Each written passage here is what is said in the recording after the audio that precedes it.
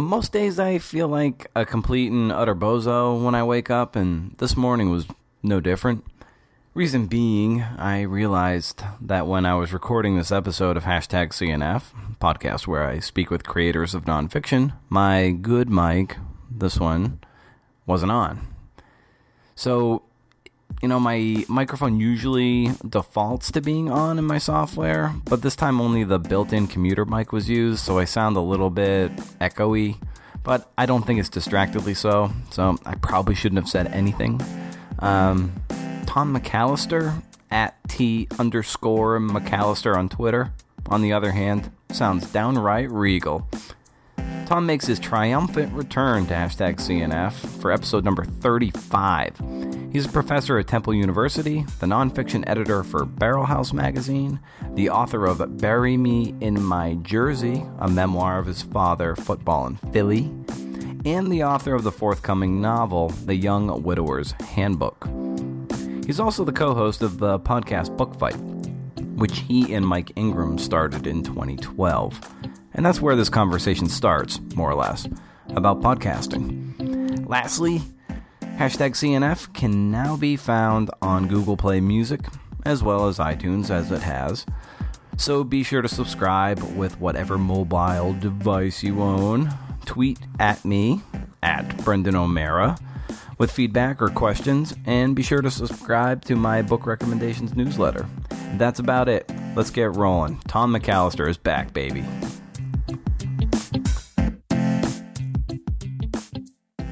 Yeah, man. So, how you been? Like I said, we haven't actually spoken in about 3 years. Yes, I'm all right. I mean, I just got back from teaching a class, which is going fine so far. We're only at the end of week 2, so it's still salvageable. But so far, it's been a rocky start in a couple of the classes as far as people actually, doing the reading, showing up, making eye contact, all the basics. Yeah. But, do you find that the first 2 weeks are hard to get the momentum going in your classes? Yeah, there's so much luck involved, right? Like last semester I got lucky that I had a couple of really good groups, and so on day one, when I was just doing the syllabus, there was like we somehow accidentally stumbled into a conversation about stuff, and so then we kind of just rolled from there. Like there was already like this immediate chemistry. And actually, I have a fiction class, and that's going great. But I have these 2 freshman comp classes, and right now, today it was just like I was begging them to do anything. So we'll see. I'm gonna have to. Sometimes they come around, though. Sometimes it's just like they need to learn what I want, and they have to understand my sense of humor and the way that I'm approaching things. I guess to develop a trust, right? But yeah. First full week. Thumbs down. So yeah, it being the new year and all, still kind of. I've been asking our recent guests like how they've been processing the past year, and then kind of what they plan on doing. Writer goal wise, reading goals, and forging a path through the new year. And I wonder for you, like how have you been processing what happened in the past year, and what are your goals for the upcoming year? Especially since you've got the book coming out, the novel. Yeah, man, I don't know how I'm processing. I'd say I'm processing the past year very badly. It's just like I'm trying every day to find an appropriate balance between reading kind of horrifying news stories and being aware of what's happening, and also still being a functional person and not in a state of constant like panic. Yeah. Some days have been better than others. So on that front, like we're recording this the day after there was a real flurry of activity from the new president. That caused a real good God. Goals. He said reading goals, writing goals. I'm trying. So this is a really vague reading goal, but in the past couple of months there was a lot of people writing, basically sharing lists of books and novels that are written by and about countries under authoritarian rule and things like that, I guess for obvious reasons. So at least for now, that's what I've been trying to read. Like I just read this book called Nothing is True and Anything is Possible. It's a nonfiction thing about by a reality TV producer who worked in Russia about kind kind of the way that truth is controlled there and created. It's pretty interesting, although, again, I don't know if I can stick to it for that long, because there's going to be days where I feel really shitty, you know? Yeah. Yeah, it's funny. I'm on the West Coast now, and so like when I wake up in the morning and I look at the news, like the East Coast has already been firing for 3 or 4 hours, yeah. And I'm just like, oh my God, what the fuck is going on? Yeah, there's not a day to catch your breath yet. It's it's something. It is overwhelming. Yeah. So as creators of some sort, we kind of soldier on, and it's funny. I was given that you podcast as well, and have been doing it since before the big podcast boom with Book Fight. I kind of wanted to talk about that a little bit as well, and sure. going back to that, and what made you and Mike Ingram want to start it. So we started I think our first episode posted April 1st, 2012 or thereabouts. And so, yeah, we're coming up on 5 years of just about weekly episodes. And we started really because Mike had started listening to a lot of podcasts. He listened to started with comedy podcasts.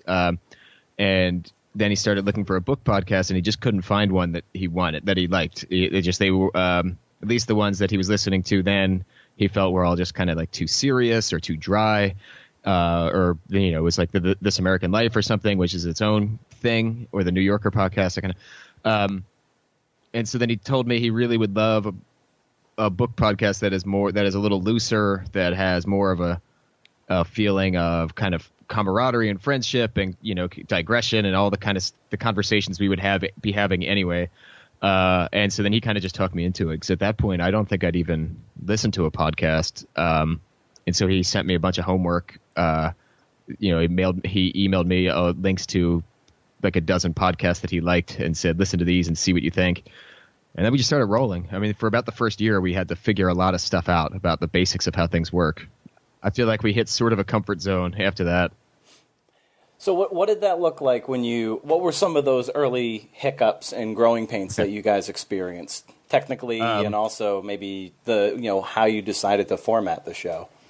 Yeah. So, I mean, first definitely was figuring out how audio works. Mike does all the editing, and so he figured out a lot of stuff about basic editing skills and how to do it a little more quickly. And then we had some issues with audio, and we tried to have guests in. Then we had to upgrade our equipment and everything.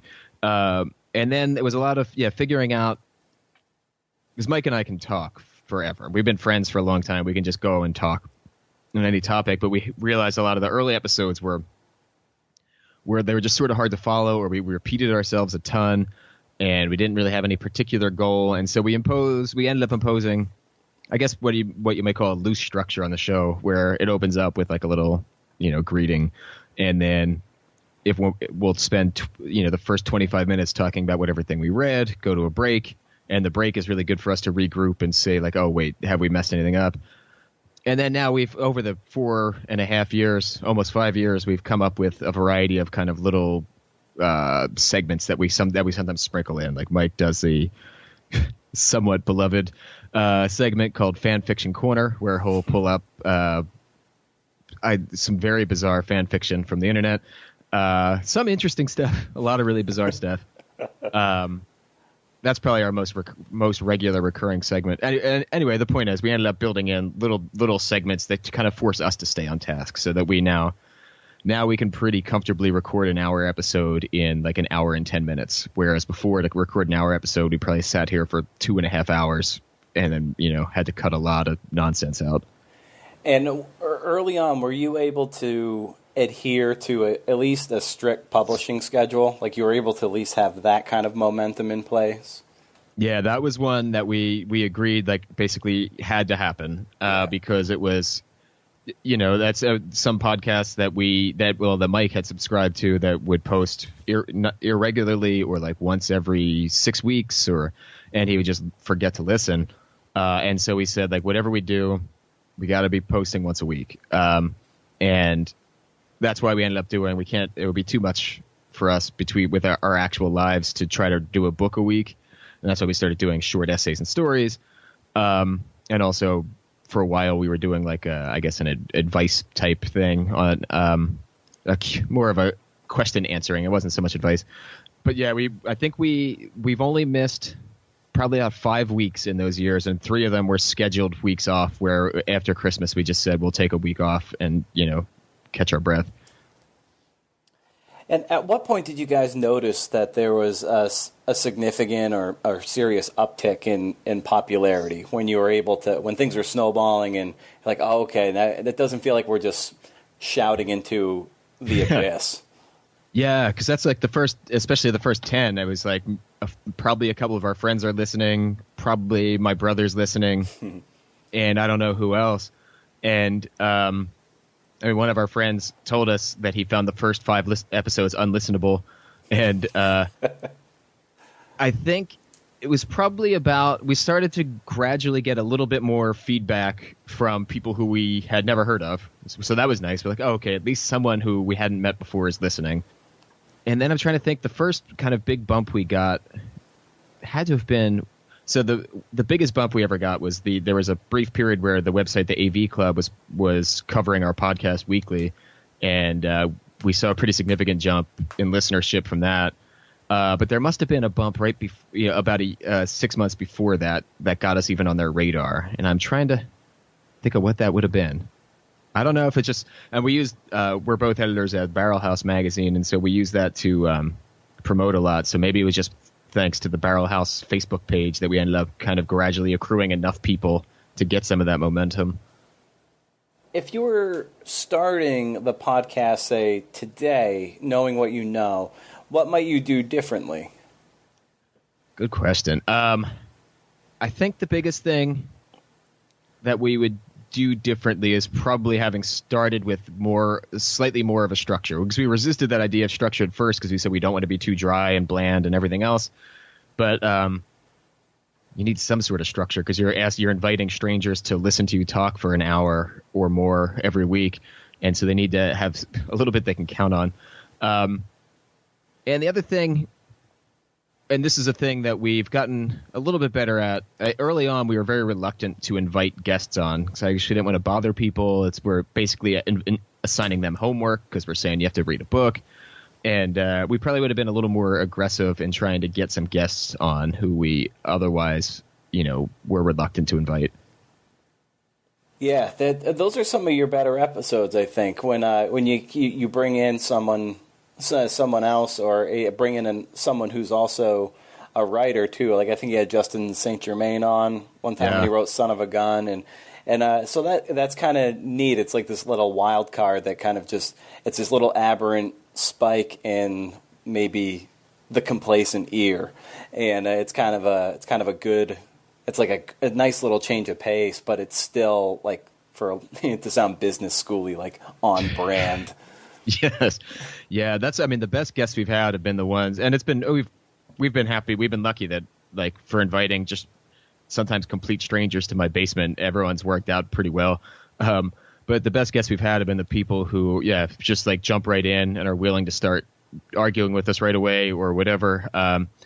And I like, just from a sort of a auditory perspective, I like when we have a female guest on, because it breaks up the monotony. It's not 3 male voices. Yeah. It sounds a little, and people always tell us they can't tell our voices apart anyway. And so sometimes adding in another male voice that sounds sort of similar isn't ideal, or isn't it's not what everyone's clamoring for. But yeah, I like the guests are fun. They break things up, and they also make us read things that we would never otherwise pick sometimes. What does your quote unquote recording studio look like? So we have an IKEA table. It's just like what would be, I guess, a small kitchen table, wood. We're down in my basement. I have like a finished basement, and we're just kind of off in the corner of it. I think we picked the basement because it's out of the way, but also because it's not too echoey, and we have pretty decent audio equipment now. In the past, when we started, we sat on folding chairs and had just a single, like a snowball mic, which is kind of basically we got it because it's like a starter mic, because it's not that expensive. So if we decided not to do it anymore, it wouldn't kill us. Yeah, that's what I use right now, just for talking into the Skype recordings. Is the blue snowball thing? It does the trick, and like you said, it's pretty cheap. Yeah, it's actually pretty good quality. Especially for an individual speaking into it, it's actually really good for just especially if you're in a quiet room. We had that for a while. Then we did some fundraising, and we ended up getting some pretty good mics. So we have we got 3 mic stands set up here, and trying to look at the brand of them, Shure brand mics. So it's probably about $600 worth of equipment down here now, actually. That's awesome. But that was, and I felt that it really did. Well, it made us look more like a recording studio when we have guests in. But it also, I think, the audio quality, I think, does come through. Yeah. Do you put up any egg carton type stuff on the walls yet, or do you just? Yeah, we've talked about it, and then we never follow through. I don't know that my wife would love that. That is one thing we could do, actually, to kind of trap the noise a little bit better than we do. And so, how important do you think the podcast itself has helped your writing?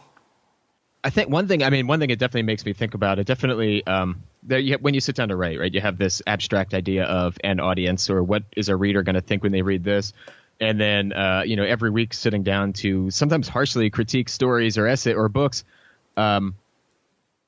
is a reminder that there is an actual living audience there. That my book's coming out in a couple of weeks, and I don't think I'd have the stomach to listen to another podcast talking about my book the way that we talk about other people's books. And not that we're always destroying other people's books, but we have a pretty idiosyncratic response to certain books, or sometimes one of us really hates one or whatever. And it's affected me in this way, that because half the books I read in a year now are basically dictated by Mike, because we alternate book picks. It has exposed me to some different types of writing where that I would not have otherwise done. There was a point where he was reading a lot of, and basically assigning me a lot of short nonfiction books that have lots of little vignettes in them, basically, like DJ Waldy's Holy Land. And I really like the voice of a lot of those. What's the other one? I think this is probably fiction. Renata Adler's Speedboat, but there's some others, and that definitely got into my head a little bit. And so the thing I'm working on now actually borrows a lot from those kinds of voices. During our last conversation, we talked a lot about community, and specifically the community that you were looking to find, and the subject, which were of Bury Me in My Jersey. And I wonder if you think do you think the podcast itself has provided you with a lot of that community that you were looking for, and then subsequently wrote about in your memoir? Yeah, definitely. And it's I actually wrote a thing not too long ago for the website The Millions, where I talked a little bit about that, where it was I emailed a bunch of other podcasters to ask, what do you get out of it? How does this change the way you think about books and stuff? And they all basically said the same thing, which is that they feel like the value of it is not that they're offering some critique of where the thing belongs in the canon, but that they're building a sense of community around the things they're talking about, so that listeners are really interested, not so much in whether this is a great book, but in whether Tom and Mike, these people who I spend time with every week, what did they think of it? And so now, it's been really cool that we've got enough listeners where we've got a kind of a cluster of regular listeners who interact with us all the time on Twitter and Facebook and email, and they're people who we never met otherwise. They're just a lot of, they're in librarians in the Midwest, or they're wherever they are, and but I feel like there's a certain intimacy that you develop with people that I didn't really expect. Actually, I went in, I guess, with no expectations, and it's pretty cool to have that building around kind of a stupid thing that Mike and I do. Yeah. The audio has a certain intimacy about it, especially if you're walking around by yourself with headphones on. It almost, if you feel really plugged in to a conversation like that, you really feel like you're there. And like I think you said, it does, even when you're, like if I'm over here in Oregon, but if I'm listening to a book fight, I feel like I'm kind of in your basement, just kind of eavesdropping on a cool conversation about stuff I like, reading and writing. And Right. Similarly, especially when I was living by myself, I would get home from work late at night, working at the newspaper, and I would put in like old Simpson DVDs, and I'd watch these episodes a million times. So I would turn on the commentary, and like having the commentary, it like felt like it's kind of sad, but but I felt like I had a little group of buddies there as we were watching this episode of The Simpsons, and I don't know, it's similarly like that, like finding like you found your own tribe. Yeah, exactly. Yeah, and there's a lot of, I think that's the motivation for a lot of people who are listening. I mean, some people are just trying to pass time at work or whatever, but like when people find whatever their favorite podcast is, it's not necessarily because, oh, this one episode is some all-time classic of radio, but it's because, oh, I found some people I enjoy spending time with. And that's pretty cool. That's hard to find in a lot of places. Yeah, and as someone who writes both fiction and nonfiction, what side of that writer coin do you most identify with? Oh, that's a good question. So when I finished grad school, I definitely I thought of myself exclusively as a fiction writer. That's why I went to school for fiction, and at least in my program, there was this weird schism between fiction and nonfiction, where there was a real rivalry, and like there was very little interaction.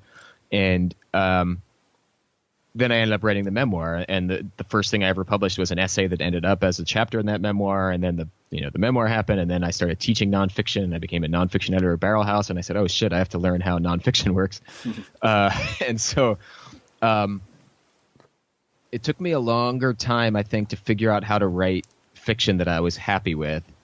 And I think it's because like there's this this is gonna, I don't know if this is the right word. In nonfiction, at least in nonfiction I really like, there's a certain sort of immediacy where you don't necessarily have to build artifice around conveying a subtle emotion, but you can say, I was angry when I left this place. I guess you can do it in fiction too, but at least my conception of it then was, if I wanted to convey an emotion in fiction, I had to craft this entire 3-page scene that conveyed something subtly, whereas in nonfiction I could write 2 sentences and just hit the reader with it right there. At some point I realized that's a false dichotomy, and I can do kind of whatever I want. But lately, though, I mean, I've written a lot more fiction than nonfiction lately, though I don't know that it's a conscious choice to like identify as one thing or the other. It's just been I've had more fiction ideas, basically. That's what I've been excited to write about lately.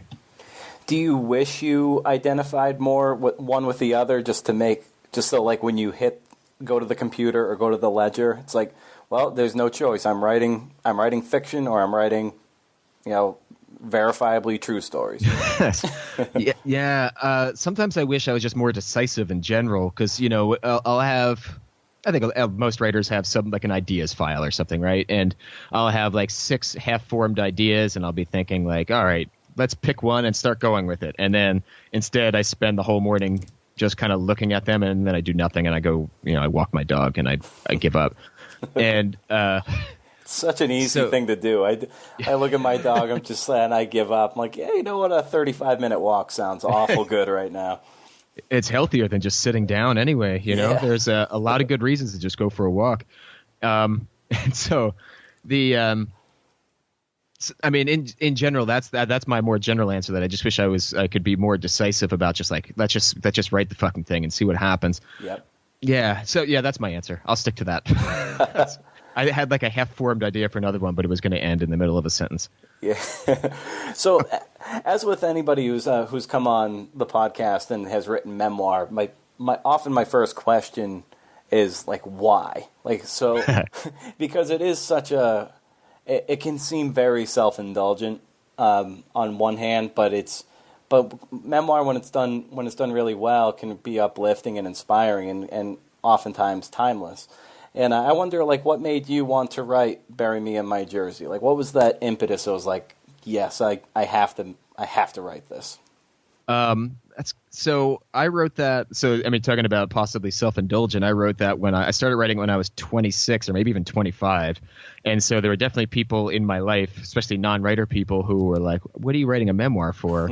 What have you done? And where it came from for me was two things, which I tried to draw out of my students too, which is this sense of urgency and trying to understand an obsession. And so like the book is about my dad dying when I was 20, which I realized even then was not the worst thing that's ever happened to anyone with their dad.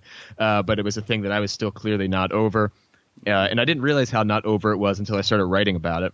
And the obsession part was the sports obsession, being like a very intense Philadelphia Eagles fan. And I wrote very little in the couple years after I finished grad school, and the first thing I wrote that I felt pretty okay about, well, I had this idea. So David Shields, before he became, this guy who is trying to change how nonfiction works, and before he became that guy, he had a book called Body Politic, and there's some subtitle, and it's a collection of essays about sports, and he wrote these things just about like the intersection of sports and politics and race, and they were mostly pretty interesting. And I started trying to copy him, and so I started trying to write this essay about like the weird intersection of race and class in the way that we watch football, especially like often young, poor black men being drafted into the league and playing college football and so on. And it was like this very academic essay. And I sent it to a friend to say, what do you think about it? And he said, it's really not very good. But there was one line. And that's why I sent it to that friend, because I knew he would let me know. There was this one line. The first line, it said something about, I haven't been to church since my dad's funeral 3 years ago. And he said, that's your essay. Write about that. And it really opened my eyes. It was like, oh, I didn't realize that was this thing that's kind of sneaking through. And that's, I mean, anyone who's written nonfiction, I think, has those. Like in early drafts, you realize, oh, wait, I thought I was writing an essay about, going to night school or something, but I'm actually writing an essay about this other thing, this breakup or whatever the thing is. So what drove it was sort of just like maybe desperation, because I was like, oh, this is actually the first thing I'm excited to write about since I don't know when. Not that grad school drove it out of me or anything. It's just that like I left grad school thinking like maybe I'm not supposed to write. What was that period like? Because you went to the Iowa Writers Workshop, this very like prestigious writing program, and so leaving there with that feeling of almost like, do you even want to write, and leaving there and not writing much, that must have filled you with something that was very demoralizing in a lot of ways. Yeah. You had spent, 3 years there? 2, yeah. 2. So like after 2 years of that intensive kind of training, and then to then not have the energy to want to write or publish, what was that like for you? It filled me with a certain level of dread, that's for sure, because it was just like, you're like a lot of writers, like my whole life, I'm like, okay, I'm going to be a writer. And now I went to this big fancy school. Now I get to be a writer. And then I get to the end of it and I think, oh, wait, what if this is not the thing I'm supposed to be doing? And I think that happens to people in all kinds of fields, right? They hit a certain age and they say, wait a second, I've been trying to build toward one particular goal and it might not be the thing I want to do, or it might not be the thing I'm good at doing. And I wrote some bad short stories. I had this novel that, I had sort of like turned in as my thesis to graduate, and I kind of tinkered with it. But I mostly went up to my office and said I was going to work, and then played video games. And then I felt terrible because I would stay up too late playing video games, and I'd wake up in the morning and think like, oh, well, that's another day you didn't do anything. And so it was a huge relief to finally to have a friend whose opinion I respected really say like, oh wait, this is good and publishable, and you can make a book out of this. And then when that essay got accepted by Black Warrior Review, which is a journal, probably still the best journal I've been published in. Mm-hmm. I got paid money for it. I got paid money to write, and so I said, "Oh, wait a second, maybe I am a writer." That's very validating. I felt a lot less like a fraud, and because you come back, and a lot of people in your life, especially people outside the writing world, are like waiting now, like, okay, you did your art school thing. What are you working on? And they're being polite and they want to know. They want to say, oh, are you working on a book? And boy, I either lied to them or gave them really vague answers for a long time. Yeah, at some point you've gone through the schooling, and then you kind of at some point you have to decide to turn pro. And, yeah. Do you remember what that was? It that moment when this essay was published that you're like, that's your pro moment when you kind of called yourself up and put and sort of suited up. Yeah, man, that email. I still have the email. I have since emailed Alyssa Nutting, who was the managing editor at Black Warrior at the time, to let her know that I feel like she kind of like that was the lifeline in my. I mean, probably in this alternate timeline where they don't accept it. Probably I don't just give up writing forever. Maybe, but probably not. And probably I just go into a funk, and then maybe a few years later there's some other sort of breakthrough, or at least minor breakthrough, where I feel a little bit better. But maybe not. I don't know. And so I'm eternally grateful. Basically, Black Warrior Review has my undying loyalty for that, because they just and it makes me feel good. From the Barrelhouse perspective, when we sometimes accept an essay, someone will write and they'll say like, "Hey, man, I've had a terrible run of rejections for like 2 years, and this kind of saved me." You know, I actually, one made me really sad. There was this poem I was reading for a recent issue, and I liked it, but we just couldn't fit it. And I emailed the author to say that basically, I really loved the poem. It's just like weird logistical issues make it hard to fit into this issue.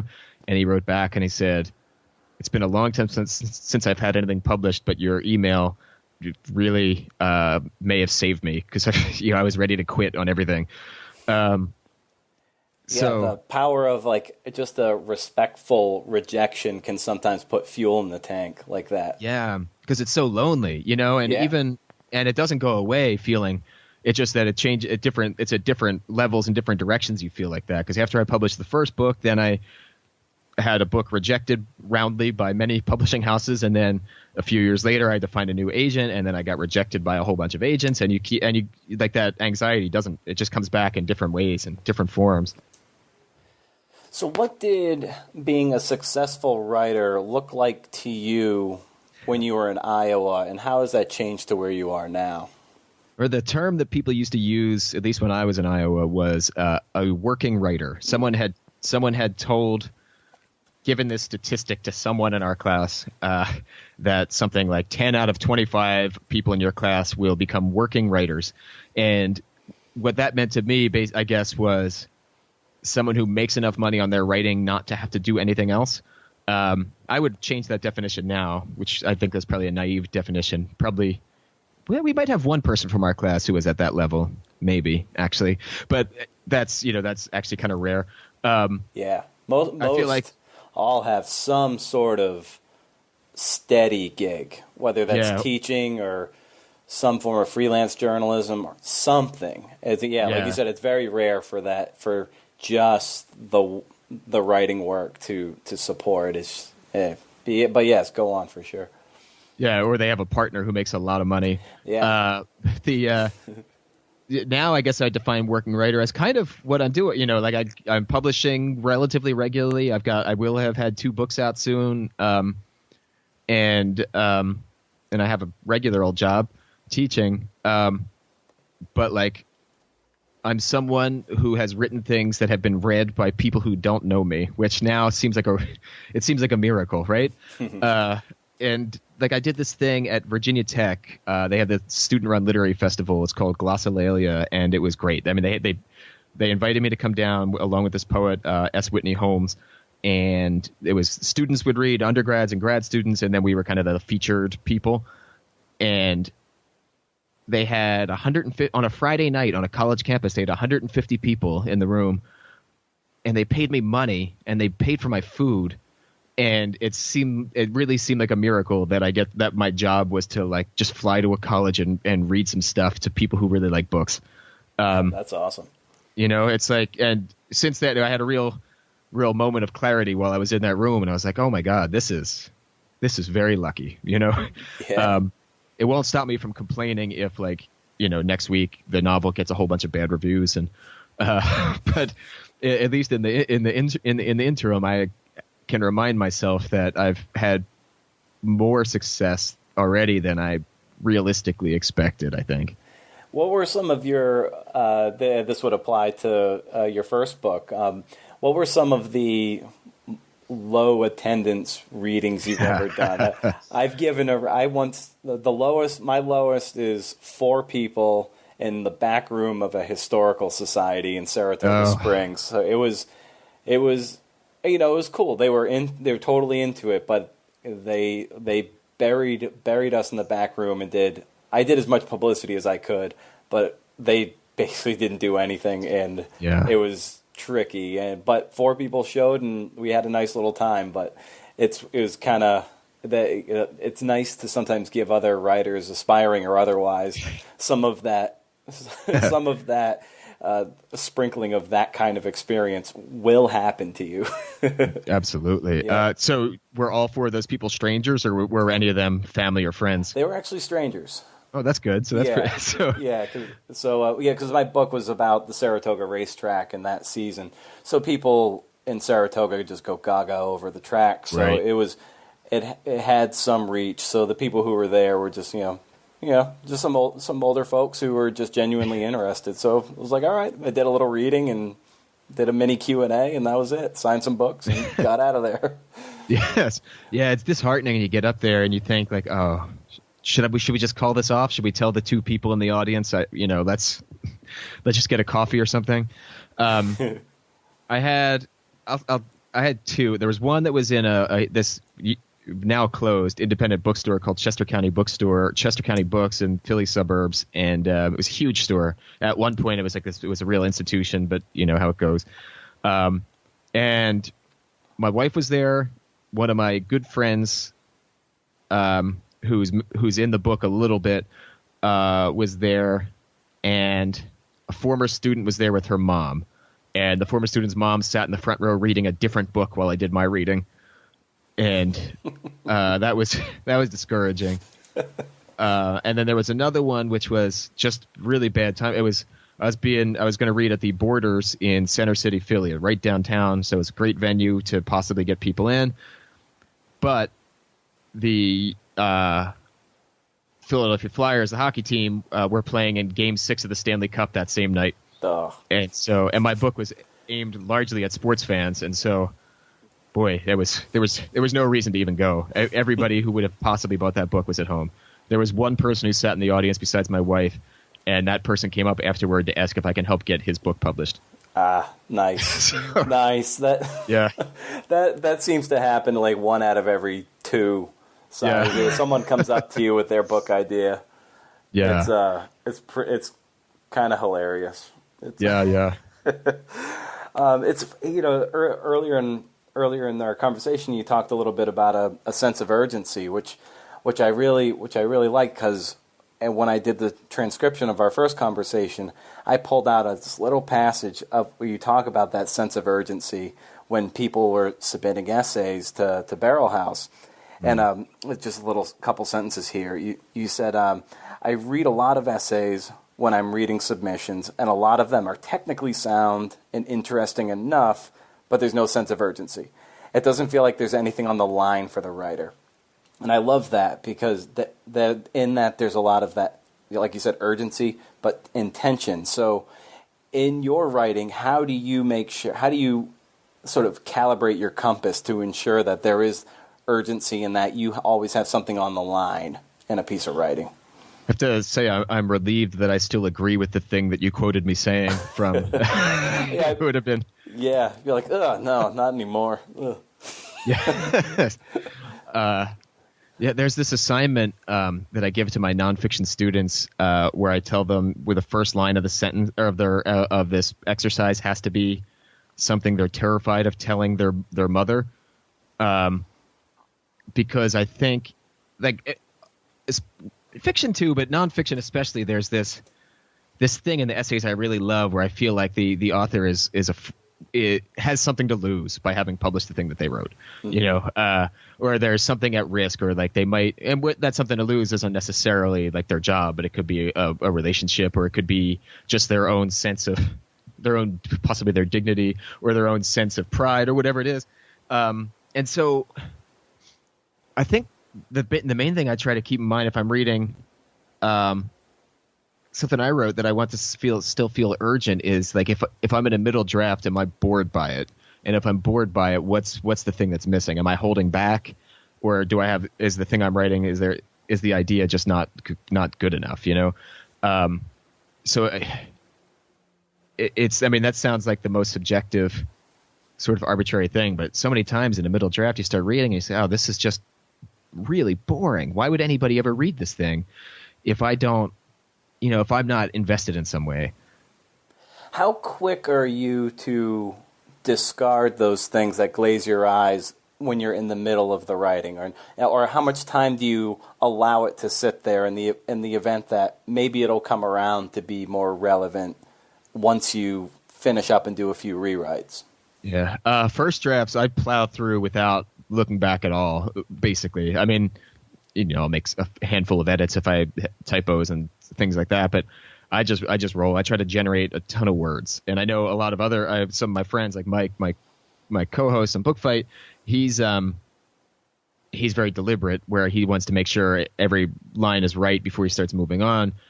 For me, that sort of paralyzes me when I do it. And so I'm pretty willing to throw a bunch of stuff out there knowing a lot of it's going to end up going.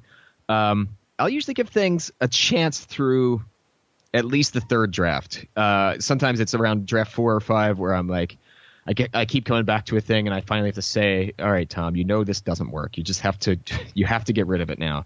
But for me, I mean, actually that's been when I was in grad school and the years after, it was much harder for me to commit to actually deleting things. I was, the whole kill your darlings thing. I agreed with it in principle, but then when it came time to actually ruthlessly edit things I was writing, I was very bad at it.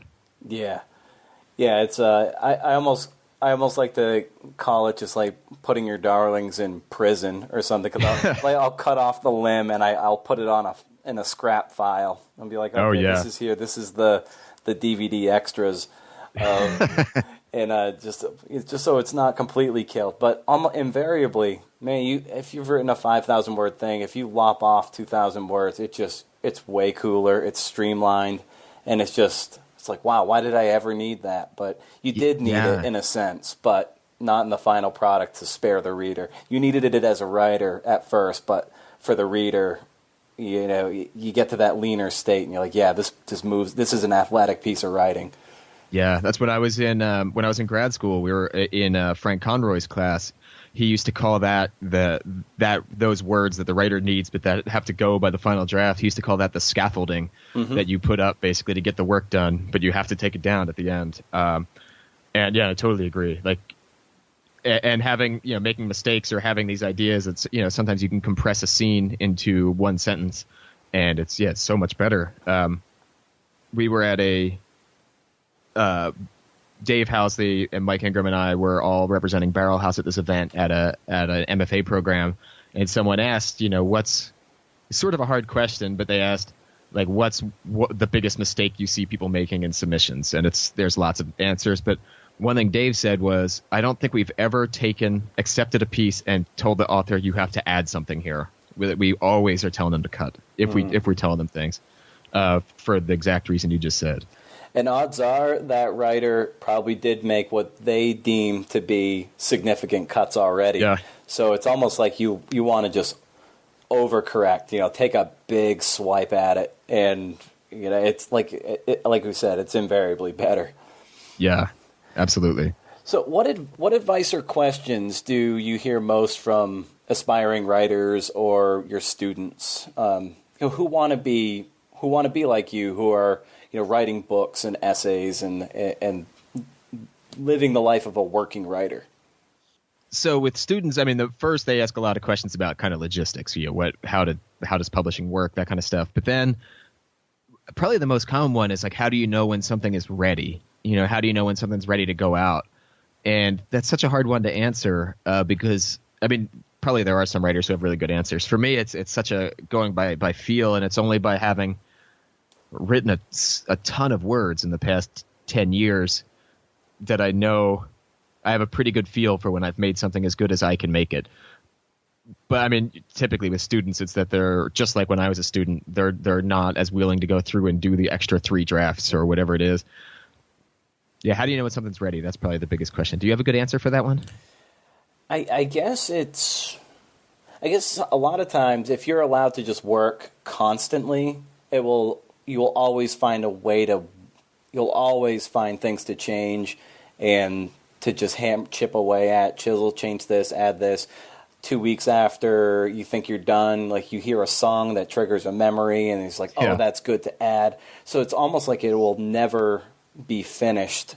So I feel like it's to the point where I feel like it's super, it's super lean, and eventually I just have to cut the tie and just like submit it. And being in newspapers for a bunch of years and all that, and having those kind of deadlines where it didn't have to be good, it just had to be good enough sometimes. Yeah. You kind of build that muscle, and where you have to be fine with shipping no matter what.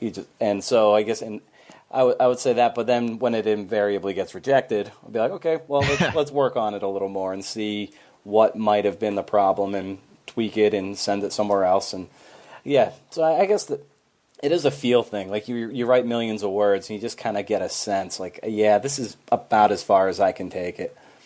Yeah, and that thing that you said about it doesn't have necessarily to be great, it just has to be good enough is like the idealistic young version of me would have said, like, that's bullshit, man. Only it has to be perfect, but like it's just not. I mean, it depends what you want, I guess. But if you want to be sending stuff out on a relatively regular basis, you just have to commit to some things. And then and I think if you're submitting books or book proposals or query letters, essays to prestigious literary journals, like that better be damn good when you send it out. Like that's not a time for it to be good enough. That has to be fucking great. As great as you can make it, and because it's representing you. You don't want to send off stuff that's completely and entirely shoddy. Yeah, and the numbers game is so stacked against any individual writer on submissions to a literary journal or something like that, or for book submissions that, you can't afford to stand out in a bad way. Yeah. The subjective nature of things makes it if you are technically off, if just give them one little aberration to say no, you have to be so undeniably good that they can't say no. But there are so many reasons to say no to you over the course of the editorial process, as I'm sure you know as an editor at Barrow House. There's just these little things like if you can't get that right, I don't. This has got to go. I've got a big pile to get through. Yeah, absolutely. So when you decide on to take on a writing project, whether it be nonfiction or fiction, what has to click into place in your head to put all of your creative energies into it? So let's start with fiction. The voice has to be something I'm engaged and excited to write. Like, so the current book I'm working on is about the aftermath of a school shooting in this town. And it started for a long time. I had this idea that I was going to have like 10 different points of view, and I was going to do all these different characters. And it was a slog for me to even try to get into the voices of these people. And it just wasn't, I wasn't interested. And I kept making excuses not to do it. And then finally one day I started writing this one character, this one voice, and it just like, oh, there it is. I figured out what I wanted to sound like. Same thing with the novel that's coming out in a couple of weeks, The Young Widower's Handbook, where that one happened faster, where I had this idea of this guy whose wife dies and he takes her ashes with him on a road trip across the country. And I sat down to write the first chapter, and like the first couple of sentences came out in this way. You know how like a basketball player, if they can't miss a shot, they'll say like the rim looked huge. That's how I felt when I was writing that. It was just like, oh my God, this is the easiest writing I've ever done. And so then I said, I got to go with this. Like it gets me excited when the voice is right. That's awesome. Yeah. And I guess that's probably true of nonfiction too, although I probably have like pretty similar, I mean, since it's me, I have a pretty similar voice in most of my essays. And there it's sometimes I feel like I need to find some sort of, this is not the way I want to use it. I was going to say a hook, but then I know they teach this. All my students want to have a hook, and that for them that means like a catchy first sentence. I want to have some sort of emotional thing that I can hang all this stuff on. That's not just me saying, let me tell you about 6 things I did in a row when I went to Seattle or whatever. Yeah, and there has to be a kind of an element of fun and play involved too when you're writing this kind of stuff. I know when that's what gets me into a zone. Like I have to remind myself, like this is kind of fun. You're lucky to get to do this, and I've heard David Foster Wallace say that too. Like mainly referring to writing fiction. He's like, it's just I don't know, it's just good fun, and in that really soft voice he had, and you can tell a lot of times that, especially in his nonfiction, when he's having a good time. And his tennis essays, one on Federer and one on another guy, was like the number 100 player in the world, which is just brilliant.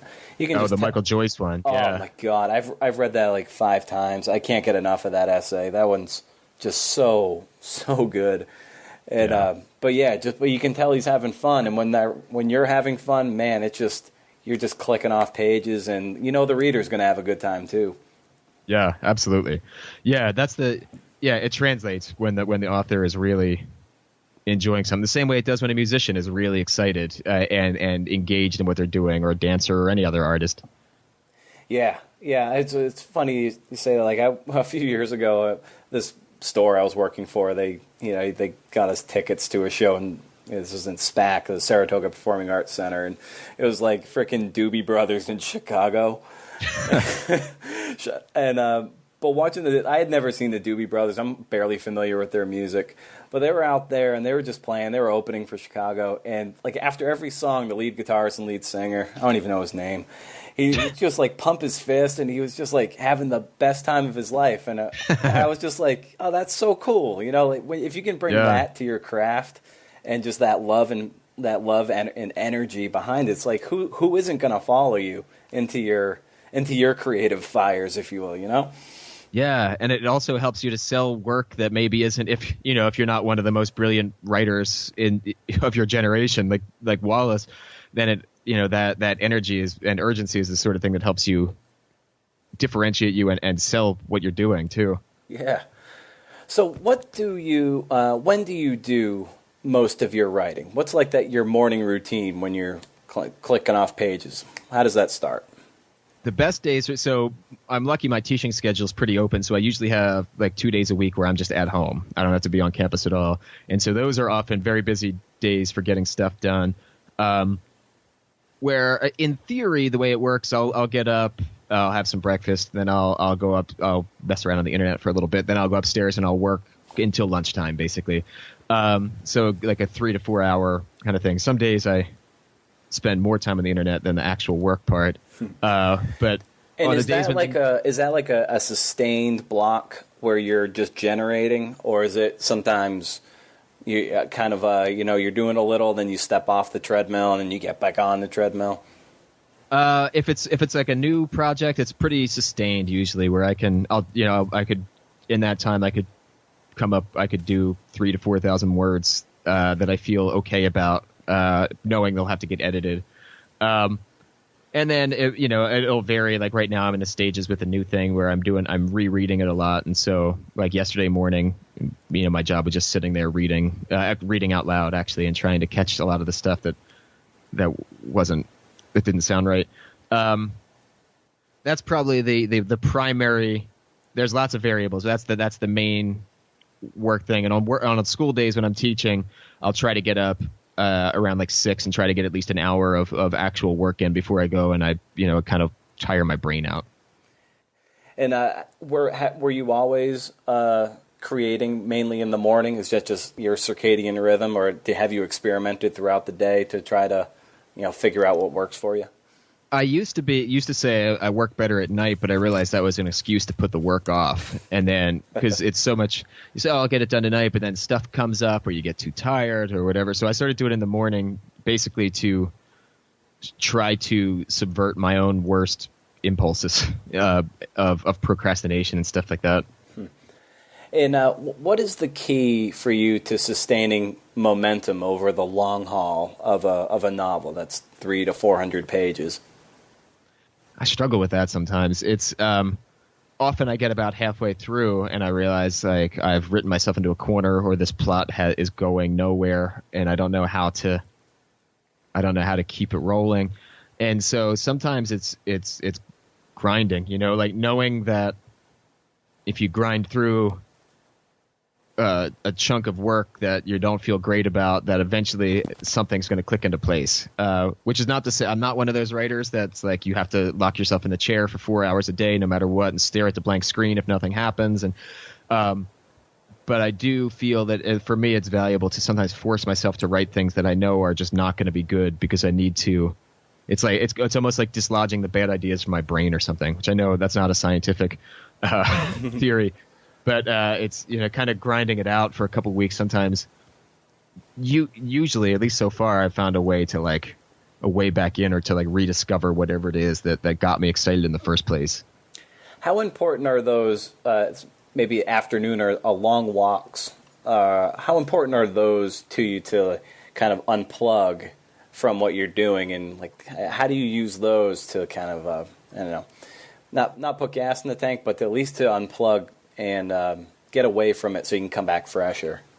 Yeah, I mean, I think that's. I mean, a lot of people have talked about that idea, right? That it's like letting your subconscious get to work, you know, coming up with ideas in the shower and those kinds of things. And I keep, you know, on my phone, I have a long list of notes and things that I think of in kind of random spots. The phone's a real lifesaver on that front because I used to have scraps of paper everywhere, and I would lose them or I couldn't read them. And yeah, it's very valuable. Kind of getting away from a thing. Sometimes, you know, when I'm in one of those periods where I'm grinding, maybe it's like, well, let's just not look at this thing for a week, and then maybe something will click into place. Maybe you'll figure something out, or you know, that kind of magic that happens where someone says something that all of a sudden your brain rearranges everything the way it's perceiving the book. Mm.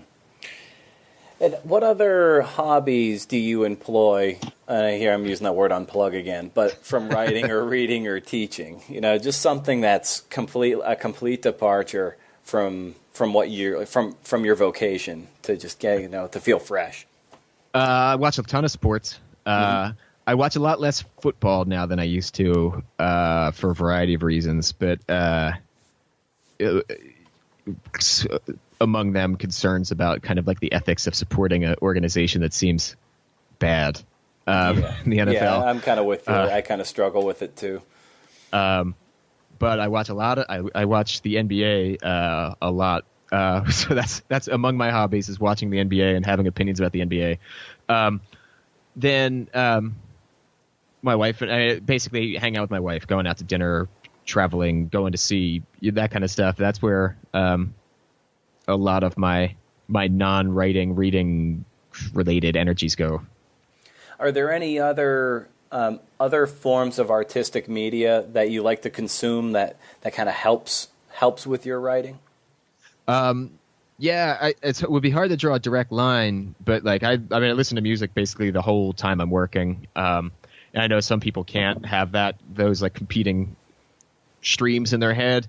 But for me, it's on all the time, and what music I'm listening to varies wildly. You know, whether it's some days it's stuff I'm picking specifically to like because of a specific mood I'm trying to be in, but a lot of times it's just like whatever's on. And I don't. Yeah, like I said, it's hard to say exactly how that helps, but it's definitely part of the whole atmosphere there. And I like watching.